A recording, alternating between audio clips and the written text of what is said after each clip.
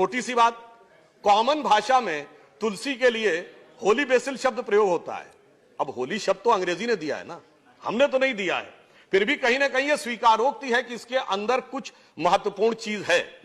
उदाहरण के लिए जिन जिन वनस्पतियों को हमारे यहां स्वास्थ्य की दृष्टि से और पूजा की दृष्टि से भी महत्वपूर्ण माना गया, पीपल का वृक्ष,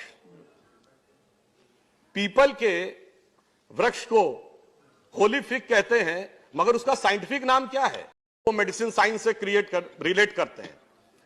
आयुर्वेद जैसे हमारे यहां जूलॉजी, बॉटनी, केमिस्ट्री एक सीक्वेंस है, फिजिक्स, केमिस्ट्री, मैथ एक सब्जेक्ट का ग्रुप है, वैसे ही 3 सब्जेक्टों के ग्रुप में से एक आयुर्वेद था जो बड़ा व्यवस्थित ब्रांच ऑफ नॉलेज था, वो था कृषि। जब ये कहा जाता था ये फूल पत्ती खा के कोई इलाज होता है, रेक्रोसिन, टेरामाइसिन, मेटासिन खाओ, आधुनिक बनो, नई नई मेडिसिन खाओ। आज 50 साल के अंदर हम आ गए go back to herbal medicine. तो भाई तब सही थी साइंस या अब सही है? हम तो तब भी वही थे, आज भी वही हैं, आप बदल गए हैं और इस बदलाव को अब हमें विश्व को स्वीकार करवाने की आवश्यकता है, बजाय इसके कि हम उनके हिसाब से अपनी व्याख्या करने का प्रयास करें। अब मैं एक अन्य उदाहरण आपके ध्यान में डालना चाहूंगा औषधियों के बारे में।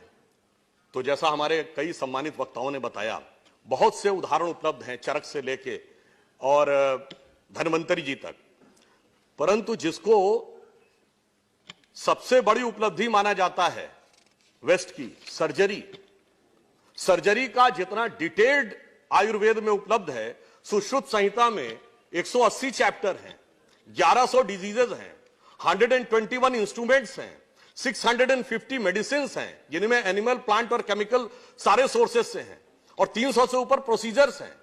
और इतना ही नहीं, शायद कुछ लोगों को सुनने में अटपटा लगे, परंतु हड़प्पा सिविलाइजेशन, जिसे आज हम सिंधु सारस्वत सभ्यता कहते हैं, उसके एक्सकेवेशन में सर जॉन मार्शल ने, जो ब्रिटिश टाइम में आर्कियोलॉजिकल सर्वे ऑफ इंडिया के चीफ थे, उन्होंने अपनी बुक जिसमें उन्होंने तक्षशिला के एक्सकेवेशन का जिक्र किया है, पेज नंबर 210 पे उन्होंने लिखा है कि surgical instruments of Harappa civilisation 2nd millennium से अवेलेबल है। और आज भी पाकिस्तान के पंजाब प्रोविंस के म्यूजियम में आप जाइए तो 5वीं शताब्दी ईसा पूर्व के सर्जिकल इंस्ट्रूमेंट रखे हैं। और पूर्व लोकसभा अध्यक्ष मीरा कुमार जी जब गई थी तो 2012 में उनके अखबारों ने इसको रिपोर्ट भी किया था। ये तो मैं सिर्फ ये कहने का प्रयास कर रहा हूं कि जो सर्जरी, जिसको बहुत बड़ा अचीवमेंट माना जाता है, एक तथ्य और आपके माध्यम से सदन के समक्ष रखना चाहूंगा कि लोग कहते हैं प्लास्टिक सर्जरी। लंदन से निकलने वाली एक बड़ी फेमस मैगजीन जिसका नाम था द जेंटलमैन, 1794 में, उसमें 2 डॉक्टर्स टॉमस क्रूजो और जेम्स पेंडिल ने बाकायदा एक आर्टिकल लिखा। उसमें क्या लिखा कि भारत के पुणे में, यह लंदन में छपी हुई मैगजीन है, 1794, और वो लिख रहे हैं भारत के पुणे में 1793 में एक व्यक्ति की नाक कट गई थी और उस नाक को जोड़ने की प्रक्रिया उन्होंने देखी आयुर्वेदिक सिस्टम से, and that was successfully done. ये उन्होंने रिसर्च पेपर पब्लिश किया। और मजेदार बात यह है कि उन्होंने ये लिखा कि पुणे में जो नाक जोड़ने वाले थे वो कौन थे? कोई बहुत पढ़े लिखे एलिटिस्ट हाई क्लास के नहीं थे। उन्होंने लिखा वो कुम्हार जाति के व्यक्ति थे, जो आज की डेट में ओबीसी में आते हैं। तो यह दर्शाता है कि जिसे हम अपना एडवांस सोर्स ऑफ नॉलेज था, हम कहीं ना कहीं किसी ना किसी कारण से उसे पीछे छोड़ते चले गए। और सिर्फ यह भी एक कहना चाहूंगा, आयुर्वेद कोई सेपरेट सब्जेक्ट नहीं था जिसको वो मेडिसिन साइंस से रिलेट करते हैं। आयुर्वेद जैसे हमारे यहां जूलॉजी, बॉटनी, केमिस्ट्री एक सीक्वेंस है, फिजिक्स, केमिस्ट्री, मैथ एक सब्जेक्ट का ग्रुप है, वैसे ही 3 सब्जेक्टों के ग्रुप में से एक आयुर्वेद था जो बड़ा व्यवस्थित ब्रांच ऑफ नॉलेज था। वो था कृषि, पाकशास्त्र और आयुर्वेद। कृषि मीन्स हाउ टू ग्रो, पाकशास्त्र means how to cook, and Ayurveda means how to get the medicinal values. और उन सारी वैल्यूज को हम अच्छी तरीके से समझें, और यदि हम उन चीजों को समझ पाए तो आज एक और चीज में हमें बहुत लाभ मिलेगी। इस स्ट्रक्चर मैकेनिज्म जो सरकार लाई है, आज इंटेलेक्चुअल प्रॉपर्टी को लेकर बहुत सारे विवाद हैं। यदि आयुर्वेद के ग्रंथ हमारे प्रभावी स्थिति में थे, उन्होंने हमें नीम के पेटेंट से, हल्दी के पेटेंट से, तुलसी के पेटेंट में मदद की, मगर आज तक भारत सिर्फ प्रतिक्रियात्मक रहा कि जब दूसरे ने पेटेंट कराया तब हम जाकर खड़े हुए, नहीं जी ये तो हमारा है। यदि हम यह प्रभावी मैकेनिज्म जो सरकार ने बनाया है, इसके द्वारा हम अब प्रोएक्टिव होकर कह सकते हैं कि ये सारे पेटेंट्स हमारे हैं, तो ट्रेड रिलेटेड इंटेलेक्चुअल प्रॉपर्टी में भी आप समझ लीजिए इसका एक बहुत अच्छा लाभ हमें फ्यूचर में मिलने वाला है। के साथ यही हो रहा है।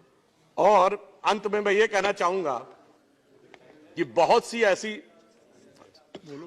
ऐसी दवाएं हैं जिसकी तरफ अगर हम ध्यान दें, तो अगर हम केवल उनका साइंटिफिक नाम पढ़ लें तो हमें बहुत कुछ आसानी से समझ में आ जाता है।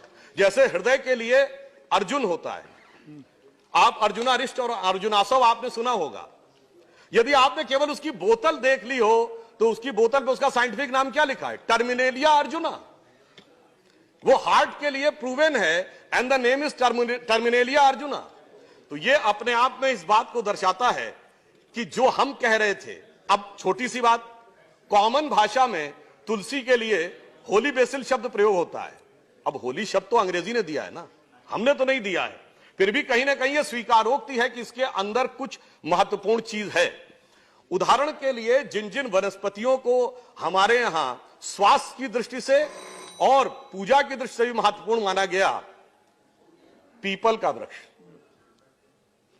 पीपल के वृक्ष को होली फिग कहते हैं, मगर उसका साइंटिफिक नाम क्या है? फिकियस रिलीजियोसा।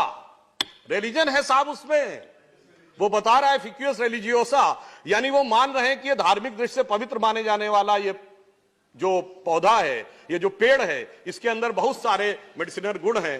तो अंत में सिर्फ ये कहना चाहूंगा कि देखिए, इसमें गर्व करने की आवश्यकता है, सिर्फ इसीलिए नहीं कि यह आयु का विज्ञान है। कल विनय सहस्त्र बुद्धे जी ने हम लोगों की तरफ से जब शुरुआत करते हुए कहा था, तो उन्होंने एक बात कही थी ना, गर्व से कहो हम हैं। किसी दूसरी चीज के लिए कहा था, वो मत कहिए, क्योंकि जब कहा जाए गर्व से कहो हिंदू हैं तो वो ठीक नहीं लगता, इसलिए कहो गर्व से कहो हैं। मगर मैं कहना चाहूंगा, आयुर्वेद अथर्ववेद का हिस्सा है, and Atharvaveda is a religious text.